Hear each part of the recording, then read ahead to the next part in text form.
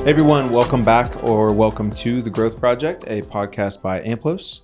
My name is Dr. Cory Shaffer, joined today in studio by a special guest, a friend of the podcast, probably one other than the AMPLOS team who has been on the podcast more than anyone. Dear friend of mine. Oh, yes.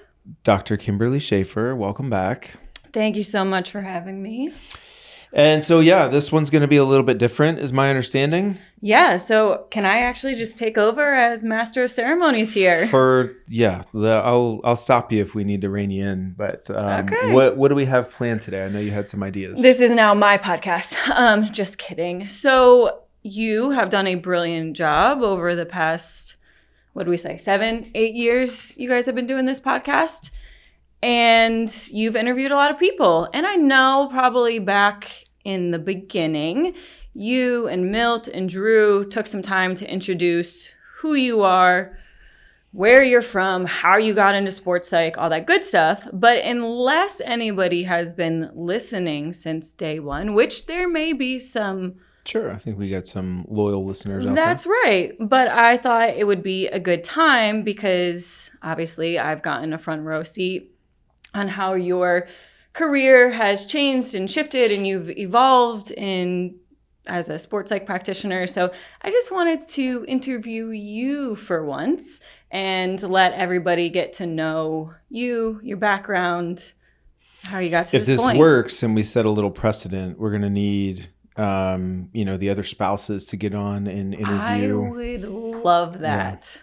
Okay. So meet the husbands as told by the wives. Sure. I'm here for it. Let's go. Okay. All right. So I'm not going to ask you the boring questions, which I feel like are on the AMPLOS website bio. If anybody wants the real background information, this is hard-hitting journalism here. Okay. Got it. Here we go. So you were valedictorian, and you're also being recruited for D1 athletics. And so I'm curious how you ended up balancing the two, an interest in academics. Obviously, you're very good at that. And then you had some athletic ability. So the reason why I'm asking all this is because I do think there's probably a lot of parents or listeners who have kids who might be in a similar situation and trying to figure out what's the right path for them for their child. Do they end up choosing the really good academic school? Do they lean more into athletics? So how did that all kind of play out in your world? So it feels, first of all, this feels like a lifetime ago. It was. I'll start with that. I think I was fortunate that, number one, my parents always pushed and really valued academics. Trying to put myself back into that mindset as a kid, like I never felt like pressure from them, but the expectation was always, you're going to need to do well in school. And there was always the threat of like, if you don't, like the first thing that would be taken away would be athletics, right? So there was always incentive to do well in school. And in some ways too, I feel like school, when I was younger, really did feel like it came a little bit more natural. Looking back now, I understand I had absolutely developed much more of a fixed mindset towards academics. And really believed like, I just must be smart. Mm-hmm. And it's certainly not that I didn't work hard. Like I did what I needed to do to get good grades, right? And I went to a very mediocre public high school. I wasn't exactly pushed a ton or challenged a ton there. But so I had always kind of done well in school. I did what I needed to do there. Athletically, like I was, again, sort of fortunate to create some opportunities and kind of stumble into what I did with track and field because I really had no background in track and field. My sophomore year, I go out, I throw a javelin for essentially the first time. It goes far and they're like, hey, you can probably, this might be your ticket to sports strong. So I think in my mind, especially in terms of track, and I ended up getting hurt, I kind of knew in the back of my head, like, all right, I don't know if this is going to be the long-term answer, but I apparently had enough wisdom as a 17, 18-year-old to recognize this could be a ticket to something maybe bigger or better than would otherwise be available to me if I was just graduating high school and just going on and normal student, like going to college. There wasn't necessarily anything deliberate on my part in what I was doing to kind of balance school and life. In my mind, I was just being a high school kid. I showed up and I went to school and, did my homework every day and studied for tests when I needed to, whatever, like went to practice every day. All of that. I think when it came time for like the recruiting process, and this is where just, some of my background and how I was raised, like neither of my parents really had much college experience. They had never been through a recruiting process. A little bit with my brother, who had gone on to play football at a Division III school, but it's not like I could just lean on them a ton. And so I think what I recognized pretty quickly, based on how I was getting recruited and the types of schools that were reaching out. And I was fortunate, I had some good people in my corner. I've talked some about that on the podcast over the years, but a couple of track coaches were more familiar with like the recruiting process and probably what this could mean for me, right? Not just from a track standpoint, but like academically and just life. And so I remember having a conversation with the head coach of the track and field program at my high school. His name was Carl Hinderleiter, great guy. And he kind of asked me, he's like, where do you want to go to school? And I think he recognized and understood, like, all right, there's a ticket here, but you are probably going to have some options. Yeah. And essentially it was like, how can I help? And I was like, the only things I said is like, I would love to go, I think, to like a bigger school, somewhere that still values academics. And he kind of took that and ran with it. And so I think he sent all my information out to every school in the Big Ten, the ACC, the Ivy League, which that was never on my radar. So that actually came from him, not from me. Even some SEC schools at some point reached out to me. And so I'm starting to get letters now. I'm starting to get phone calls from all these coaches. And at some point there, I do get hurt. And now I recognize, I think maybe for the first time, like, hey, maybe sports isn't the forever thing here. Yeah. Which is kind of a hard thing to come to terms with. But again, I think I had enough wisdom to recognize where I go to school now becomes very important. Because back then, and this has changed a ton, obviously, over time, but this was 20 years ago, had I signed on to go to like a big D1 school, and then I decided either one, I'm hurt and I can't participate, or two, I just decide, hey, you know what? I don't think this Division I track and field thing is for me. They could pull my money. Right. That was now going to put me in obviously a much more difficult situation. Again, didn't come from a lot of money, was probably taking out student loans, like all of that stuff. Yeah. So I think I had enough wisdom, especially when I started getting recruited by some great academic schools, Ivy League schools and so on. Again, that was never on my radar. But when I learned that, I remember being on my recruiting visit at Cornell, where I ultimately ended up going, spending the weekend up there with team coaches, all this, and, sitting down on Sunday morning before I left and them saying like, okay, what do we got to do to get you to come here? We're really interested in you. And I was just like, well, first and foremost, it costs a lot of money. This is out of state. I understand. I didn't even know numbers, but I'm like, I can only imagine how much money it costs to go to an Ivy League school year in and year out. Like, well, that's kind of the great thing about the Ivy League is we don't give athletic-based scholarships. It's all need-based. So, we take in financial information based on, parents' financial situation, this and that. Like, you kind of just pay what you can pay. And I was like, well, what happens if I get hurt? What happens if I decide I, don't want to be on the track team anymore? And they're like, it doesn't matter. It's not an athletic scholarship. We can't just pull money from you. Like, once you're here, you're here. You're like, that makes sense. And I was like, where do I sign, essentially? So I ended up applying early decision, got in, and kind of the rest, I guess, is history, as they say. So we're talking about you're now at an Ivy League school. We already talked about a little bit. You mentioned small town, not a lot of people around you that have kind of been through the process. Did you, being at an Ivy League, have, as kids these days call it, imposter syndrome? Was there any part of you that either from academics or athletics, where you're just like, what am I doing here? Like, I don't fit in. Yeah, certainly academically. Yeah. I mean, I just would hear kids talk, especially I remember freshman year, this just feeling so like, to a degree, a sense of almost culture shock, which became a little bit of a theme over the course of my academic career. But I went from a very small town, and it's not like Ithaca, New York it's still just a college town. Yeah. But it's a college town on a campus where there's 25,000 people. Ithaca College down the road, another however many thousand people. Like all of a sudden it was just this melting pot of thousands of people, literally like global. Yeah. People from all over the world. So different cultures, different everything. Yeah.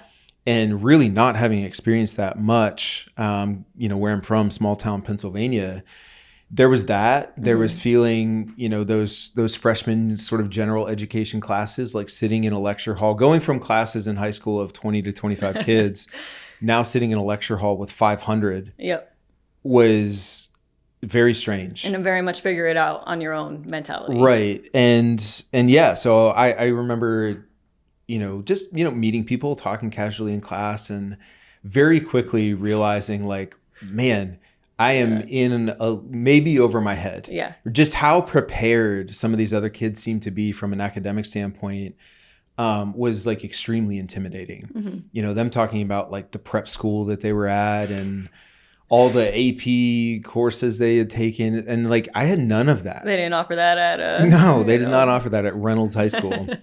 So yeah, there was 100% that. And then I approached academics like I did in high school.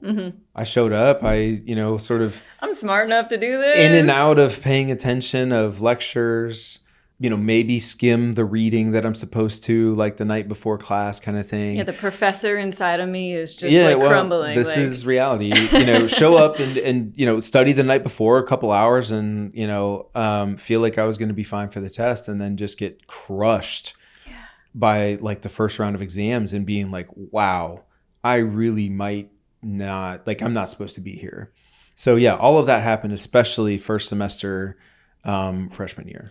But you flipped a switch and you figured it out, right? I mean, it took much longer than that. Okay, but it clearly so worked out in the end, right? Sure. So continuing on, Cornell, wonderful. You go to another Ivy League, you go to Columbia, and if you thought that there was a culture shift going from small town Pennsylvania to Ithaca, then you wind up in New York City. And then eventually you make your way down to Florida State. So, and you talked about it a little bit, but just kind of looping back around, you moved a lot in those, the 20s, very formative time. And you're doing it coming from a town where people don't leave too often, right? Where you're from, a lot of people in your family are from that area. They stayed in that area. And so now you're having to kind of go out and experience all these different places, all these different cultures. What was that like? I mean, yeah, I used the word culture shock, and it definitely was that. And again, it's like, all right, I get to Ithaca and I have some of that just on campus, and 20 plus thousand students. And as I mentioned, just people from all over the world and this and that, living in a fraternity. Even it's like, all right, so now I'm in a fraternity with 75 other guys, and we're a little more like-minded and stuff, but still it's like, these are people from all over the country, very different backgrounds, but obviously got used to that. Yeah. Did that for 4 years. So to pick up and move essentially from there to New York City, was a whole different ball game. It was, sort of the first time in my life for sure that where I ended up living, I'm now the minority in the neighborhood that I'm living in, just living in an apartment and in New York City and taking the subway and walking to class. And I mean, it was extremely different, as you can imagine. So to go from like a college town to one of the biggest cities in the world and just be, like, figure it out. Good luck. There's no necessarily like, here's your how-to manual to be a graduate student in New York City. And again, it took time, just like it did in college and undergrad. It took time. I think I was only in the city for a year, but I think by the end of a year, I really actually started to feel like, okay, I'm kind of a local now. Like I get it, and I probably would have been happy to do another year, maybe two, but knew I would not want to do that long term. Yeah. But to go from New York City then back to a college town, but now one of the bigger ones in the country, right, at Florida State, and now living in the South for the first time. Like that was sort of a new thing. I would argue a little less of the like culture shock now because I'd experienced lots of different people and stuff, but certainly a different way of life. And, being in the South was new. just it being hot year round, weather, like all that Wonderful. kind of stuff. But yeah, now I'm on a campus and there's 50,000 people or whatever it is. But in graduate school, a different level of responsibility at that point, starting to get my PhD. Yeah, at each step, I think the move was uncomfortable, but it was good for me. And even from there, the one that you didn't mention prior to landing on where I'm at now, obviously, even moving to Virginia Beach, Virginia for just 6 months and being in like a military environment for 6 months. I think what came from that was just such a different like life experience. Yeah. And again, being around people of different cultures and backgrounds, like all of that, I think ended up just being so good for me. By the time I ended up landing here, just because that collective just life experience just gave me so much perspective. And I don't think you necessarily feel that or understand that kind of when you're in it. Right. But now looking back, I'm like, man, all of that was just so good for me. So you recommend? 100%. Yeah. I think, again, I was doing that. It was all very uncomfortable. And in my case, like, it's not even like my mom and dad. I could have somebody to really, truly kind of lean on for, hey, what's this? Like, they'd never been to New York City. Yeah. They didn't know what to tell me. I know. So it was just kind of figuring out as I went. And again, I was fortunate enough to have like some good friends and people in my life that could kind of help ease things and transitions. But I mean, when I moved to Florida, I knew nobody. Yeah. Like I was starting from scratch, and I know you experienced that as well. It's intimidating. But then I met my husband, so that's right. We're good. But it's intimidating and it's uncomfortable. But as we always talk about, like those are probably your biggest opportunities for growth. So it's interesting too, because we talked about like the parents of it all a little bit in the first question. Like we have kids now, and so obviously our kids are so far away from that point. But like part of me is just like, heck no, I'm not letting you move across the country. And I know we only went north and south. We largely stayed on the East Coast. But like the mom in me is just like, no, you're not going anywhere. Well, and again, so I know I mentioned it's gotta like, be hard. My parents didn't have these experiences, so they couldn't actually help a ton. Yeah. They were obviously supportive. For sure. Right. But I look back now and I'm like, man, that was what was so good for me. Is they weren't holding my hand. Right. They weren't doing it for me. I really was figuring out on my own. I had their backing, which is great. But yeah, they certainly, because they didn't have the experience, they couldn't be like helicopter parents and kind of just step in and do everything for me. And when I was struggling, just like snap their fingers and make it go away. Like I had to dig myself out of the holes I got myself in, like all of that. So yeah, again, really, really good for me. 20 years from now, we're going to listen to this back when our kids want to move across the country. Yes, let's do that. Okay, so you got your doctorate from Florida State. And this is probably something you might still experience to this day. But when you're in grad school and everyone's like, oh, what are you doing? What are you getting your doctorate in? And maybe even immediately after, and you tell people like, oh yeah, I'm getting a degree in sports psych. How many people are just like, what is that? So like, what became your elevator pitch of who you are, what you're trying to do? Yeah, I mean, again, I think a lot of people, number one, they hear psychology and they immediately just think like, oh, you're a therapist or something like that. Or just kind of like okay, so like you're a therapist, but like for sports, for athletes or something. Like, yes, I mean, like sort of, but no. I always just describe like, there's a huge mental component to sports, just like there is for any job. And, it's sort of like, all right, well, how athletes, they have a strength and conditioning coach to help them get bigger, faster, stronger.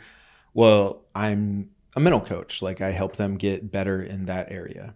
And as simple as that. And many of them still won't fully understand it. Yeah. And, they'll just make some joke about like, oh, are you analyzing me right now? And I get the concussions a lot. Like people love to like talk about NFL and concussions. And I'm like, I am not a brain surgeon. Yeah. So, yeah, at some point, kind of get used to that. I've learned over time even to just like, all right, do you actually want to know what I do? Or are you just trying to make small talk? Because if you're just making small talk, then I'll give you a small answer, Right. you know? Okay, but now you've been doing this for a while, over 10 years. Has that changed, like your elevator pitch of who you are and what you do, as you've seen your role and experiences change? Or is it still kind of the same go-to? I don't know that my elevator pitch has changed. I think probably how I like view myself and what I do has changed. But yeah, I mean, I think maybe what I can add to that now, just given the experiences that I've had, is, you know, it's not just working with athletes, but it's working with coaches and teams and organizations and executive coaching, leadership training. Yeah. Like, it's become more encompassing. And some of those words now are easier for people to be like, oh, okay, I get it. Yeah. Right. But at the core of it, do they still truly understand like what I do with athletes? Like, probably not. So you work with Oregon football, not a secret. I know that one of the things that you do with Oregon football is you work on their DNA traits. And so, two-part question. One, explain to people what that is. And two, I'm curious, in your role as a sports psych consultant or in your job or function, what are your DNA traits? Yeah, so we use DNA traits, just sort of language, I think that, I don't know, is stickier, especially in some of the sports settings, like football setting. But essentially, we're talking about core values, right? So the values, the characteristics that sort of guide you and your decision-making, your life, whatever, right? So the idea behind helping create those at, you know, Drew's done this work in creating them with Georgia football, and me being able to help create them at Oregon is just sort of like, this is our foundation. This is like who we are. We're sort of establishing our collective identity around these traits. I always describe it like, you know, what do you want Kirk Herbstreit to say about our team as he's calling the game? Yeah. Right. And does he describe our team the way that we want to be? And so that's sort of the spirit of it. And I think if you think about that from like your own personal individual standpoint, right? Like, you want people to feel a certain way when you leave the room, or just by interacting with you, they can get a feel for like, okay, I know what's important to that individual. So yes, I mean, there are certainly, I think, characteristics that I try to embody and live by and sort of keep front and center for me, guide what I do and so on. Yes, those have probably evolved over time. You know, I first and foremost, just I mean, at the core of it, like many people, and this has certainly changed, especially since becoming a parent, but try my best to keep family at sort of the center of what is most important, right? That's a good answer. Thank you. And want people to hear that and to feel that when they talk to me. And, you know, from there, I think just now thinking more broadly, with what we do, what I feel is important in this work and how hopefully I try to live my life. And we've even talked about some of this, but just like growth is really important. That's at the core of I think what I teach and how I teach is about just striving to improve, to get better. And I try to live that. You know, I've always just personally felt like my worst nightmare is somebody describing me as like hypocritical, of like, I'm not practicing what I preach. You know, that to me, and some of this, I guess, is just my personality and how I'm wired. That could be like the worst thing that somebody could say. Is like, well, you're saying this, but you seem to be doing this. That is something that kind of motivates me to try to stay sort of on the right path. And so, I mean, those are a couple of things. I don't know if we need to get any deeper than that. No, I like it. But yeah, it's sort of changed, just evolved over time. Like my vision for myself, for my life, for my career, I always talk about like, you know, that starts as one thing. And when you're young and single and going through school or starting your career or whatever, most of what you're doing is like a selfish pursuit. It's like, I'm just doing what I want to do. This is my goal, my dream, my whatever. But then you know, in my case, right? Like we meet and now, you know, we're together, we get married, and now it's like, okay, it's not just about what I want now. It's like, well, what do we want together? How do we kind of work together to figure this thing out. And then eventually it's kids. And now it's not just you and me. Yeah. This almost still selfish pursuit of just you and I. Now it's bigger than that, and it includes kids. And so what do we want life to look like, and so on. So yeah, it's certainly kind of evolved and changed slightly over time, but I would argue a lot of the DNA traits for me have remained pretty consistent. Yeah, and I think it's interesting too, because there is often like this thought of like work-life balance and like work's over here and family life's over here, but when you are authentic to yourself and when there is alignment in your personal life and with your work, that like the two are going to bleed in together. And I think that's okay, that because you're true to yourself, that then that's going to come through with your clients, and hopefully your clients are going to understand like this is what's important to Cory and how he lives his life. So I don't always think it needs to be this like very separate, like work is work, life is life. It's foolish to think that the two are just going to live in their own separate silos. Right. No, and I think too, I mean, what I think I've come to understand over the years is, again, me being sort of the best, most authentic version to myself is how I'm always going to sort of connect and relate to the most people, but I'm not going to connect and relate to every single person. And that's just because they have a different, sort of set of values, or they have a different perspective, and like, that's okay. Yeah. When early in my career, that would have like crippled me to feel like, oh my gosh, somebody doesn't like me, or they don't see things the way I do. They didn't get it. I think that was just a part of like maturing and getting into the work more, doing this for a longer time, just recognizing that's okay. Yep. And growing, just being more confident in the work that you do. Yeah. Love that. And it is funny because you've obviously been to a lot of great schools, had a lot of great experiences. And I don't mean to say this to diminish what we do, but at the end of the day, nothing about performance psychology or sports psych is rocket science, right? It is pretty simple concepts, but I think what makes people like yourself and Milton Drew so good at what you do is how you can, one, connect with people, right? Because no one's going to listen to what you have to say if you don't form that connection.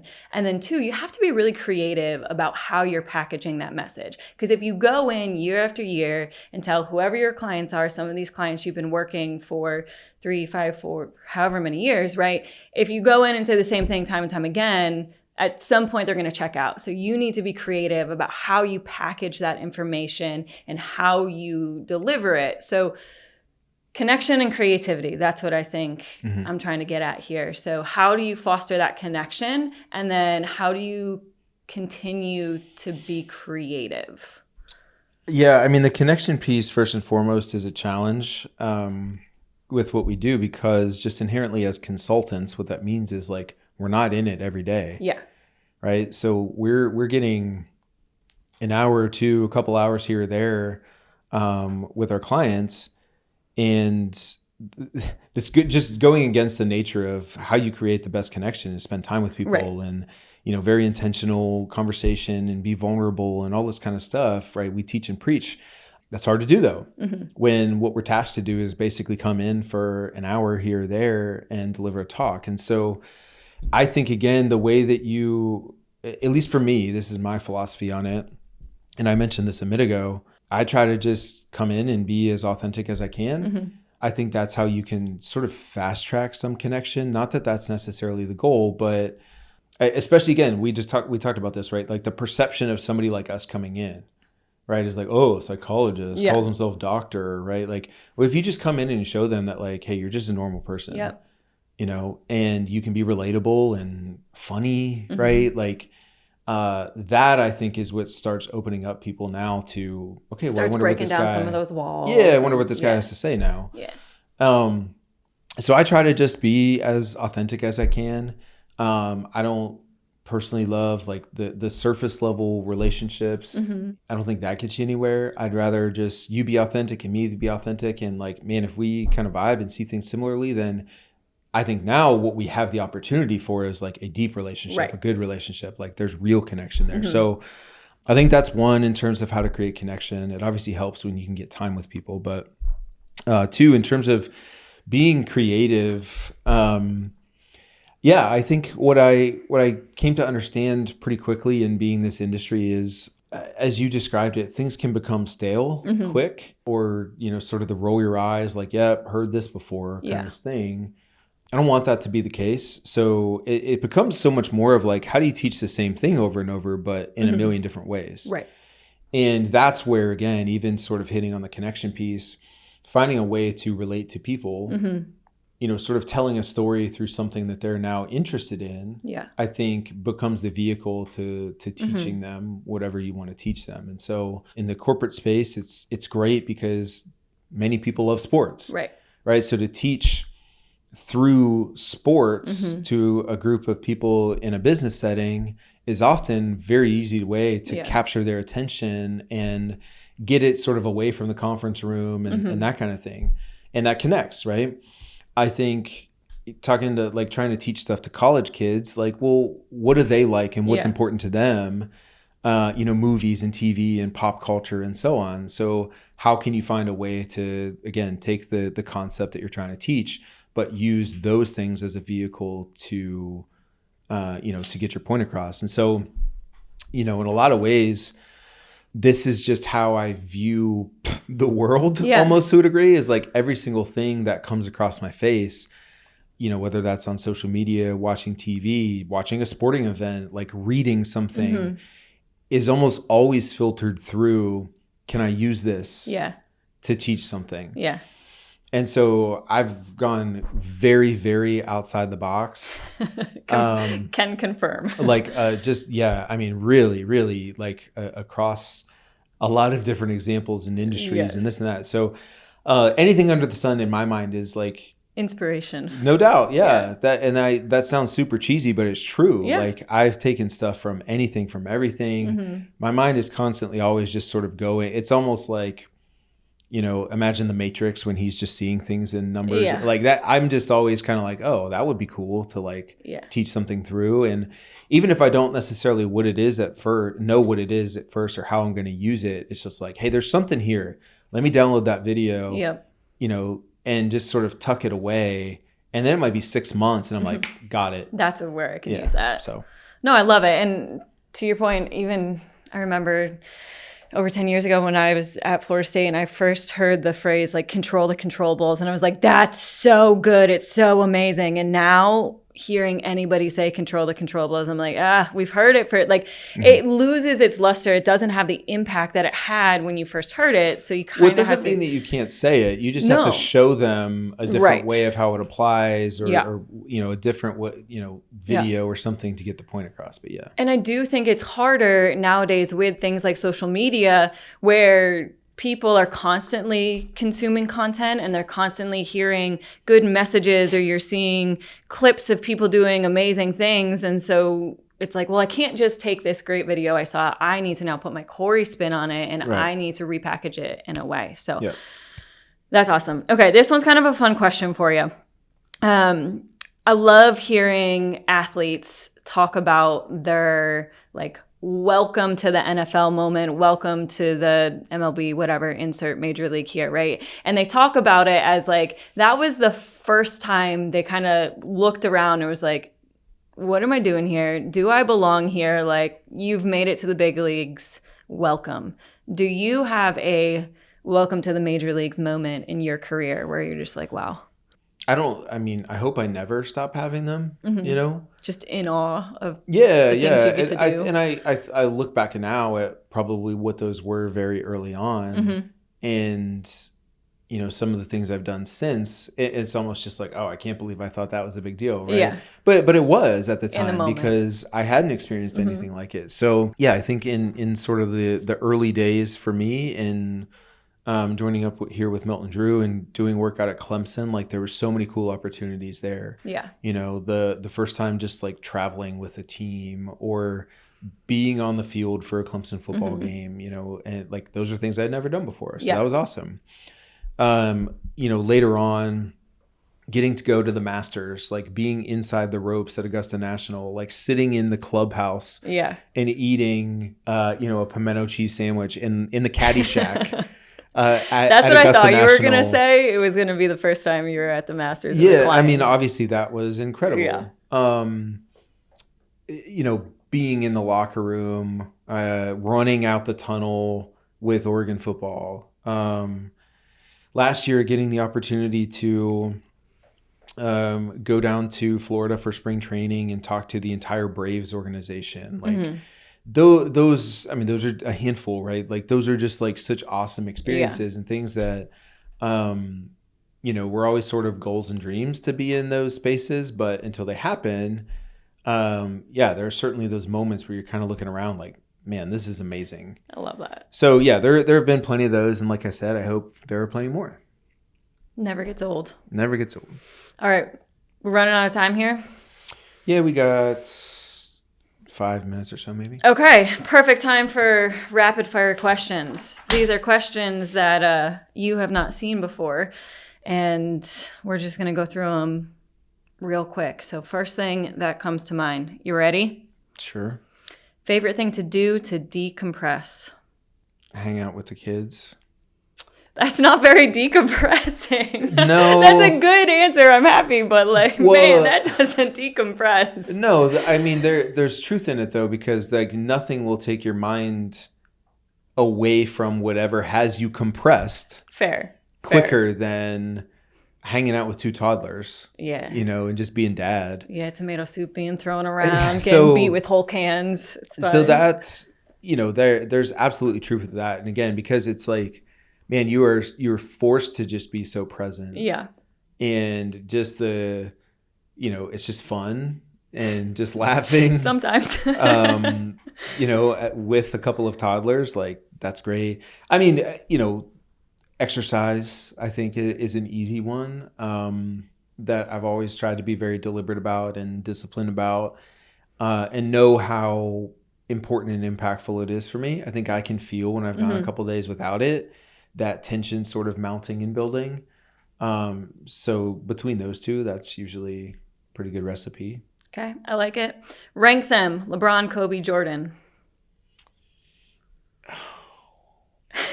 Rank them according to what? Just like greatest of all time, 1, 2, 3. I mean, if it's greatest of all time, then Jordan's 1. In the Cory Shaffer world? If it's greatest of all time, Jordan's always going to be 1. Okay. If it's my favorite, I lean Kobe. Okay. I just need a 1, 2, 3. Yeah. I mean, in a lot of ways, LeBron's longevity and stuff, I think is great. I have probably a little more respect for Kobe in some ways for being in one place for as long as he was. He won with Shaq, but he also won without Shaq. Those are things that I guess LeBron won in Cleveland, and that was obviously great. I don't know. I've been. You're doing a good job of beating around the bush. What do you got? 1, 2, 3. Great. I gave you Jordan greatest of all time 1. Probably all time favorite athlete Kobe 1. Next question. Plead the fifth is what I'm getting about. What's the best thing about being from Pennsylvania? I'll go number 1, seasons. And 2, I can't believe I'm going to say this, but being a Pittsburgh sports fan is probably up there. Controversial these years. Yeah, I think 3 is, I'm proud of where I'm from, and in so many ways, like there's some unique things about the area that I grew up in. And part of that, and what you think about, especially you ask like sports fans, like, well, what do you think about the people of Pittsburgh? And they tend to always gravitate to like a couple of words, and it's like gritty, tough, like blue collar. And I like to think that I have some of those traits. So I think that's probably up there. I like it. Okay, you travel a lot. What's your go-to travel snack? Oh man, great question. So try my best to be pretty healthy. So it's usually some combination of like beef jerky, just high protein. Good. All right. Okay. And then some form of like trail mix or something like that. Yeah. Don't be the guy in the airplane eating the beef jerky. That's no fun. Greatest coach of all time. It's going to take way too long to unpack that question. These are not great rapid fire questions. They are. What's the first one that comes to mind? It's easier to just name a bunch of names and then like sort through them from there. But the names that come to mind You're on the clock, Shaffer. You know, like John Wooden is easy to throw out there. Nick Saban is easy to throw out there. Phil Jackson is easy to throw out there. There's a few for you. Okay, last question. FSU or Oregon? In terms of what? College football. That was a bad question. That's a great question. I mean, Oregon. That's actually very easy. Like I have a personal relationship and a personal investment with the people there. You have a personal relationship with Florida State. I will forever, of course, like have a degree from Florida State. I will always pull for them, but I don't know a single person on the coaching staff, on the roster. I have no personal relationship with the players, so I'm always going to lean in the direction of like, what stadium did you propose to your wife? Okay. I don't and that's all, folks. That's all we got.